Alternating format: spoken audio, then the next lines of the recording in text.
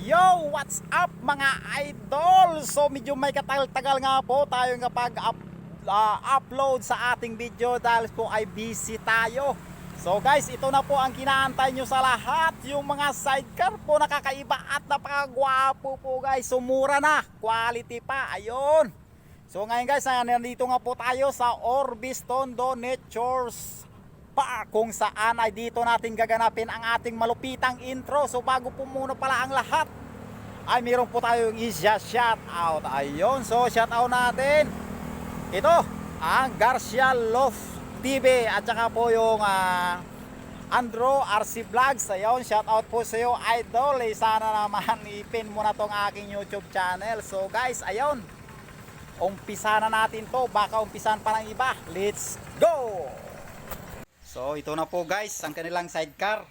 Ito po yung builder dito, oh. Ayan oh. Ayan oh, nagpapahinga sila oh. Ayan oh. So ayan. So dito lang po yan guys matatagpuan. Dito sa Ramos, Orbis Tondo, Pangasinan. Ayan po guys, oh, makikita nyo po yung banner nila. So sabay-sabay na natin to. Ayan oh. So ayan. So we accept repair. Oh, ayan, inside po. Ayan, so nagre-repair po sila at nag-align din po sila, hindi lang po sidecar ang ginagawa nila dito.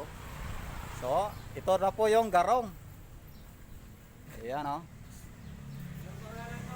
Napaka-pulido guys ito. So, ito po guys, ay bakante po ito. So, tamang-tama po to guys sa mga nagde-deliver ng tubig. Ayan. Ayan oh, so bubong sir, may bubong ba to? Ayan. So ito na po guys ang ginagawa nila dito sa sidecar. Ayan. So kung willing nyo pong willing nyo pong makita talaga in personal yung kanilang sidecar dito, sumari po kayo dito pumunta. Dito lang po sa Orbis Tondo, Pangasinan. So ayan po guys, ito po yung mga tirador dito. Ramos kama. Ayan oh. Ayan. So hindi lang po guys dito ang kanilang shop. Ayan. So mayroon pa po sila doon sa likod.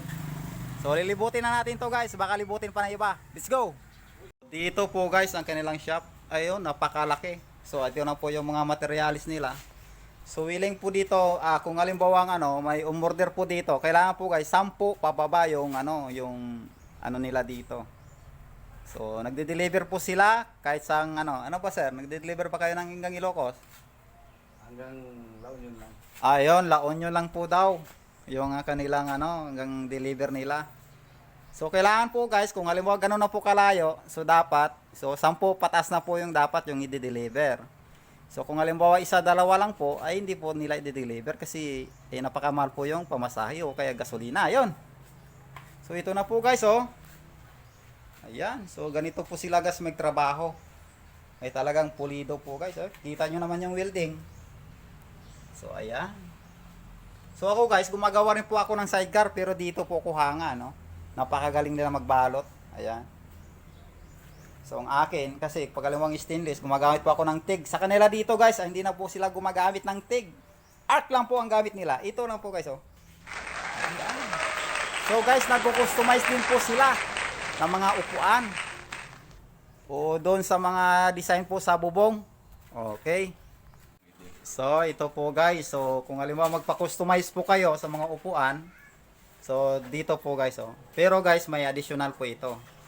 Ayan. Wag lang po daw buti ng emperador. Mahirap po daw 'yon.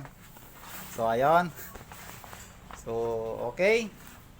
O, pupunta na tayo doon sa harap sa kanilang So guys, dyan lang po magtatapos ang ating video. Huwag nyo na pong kalimutang mag-like, share, and subscribe dito sa Byloop. Ayun, God bless you all!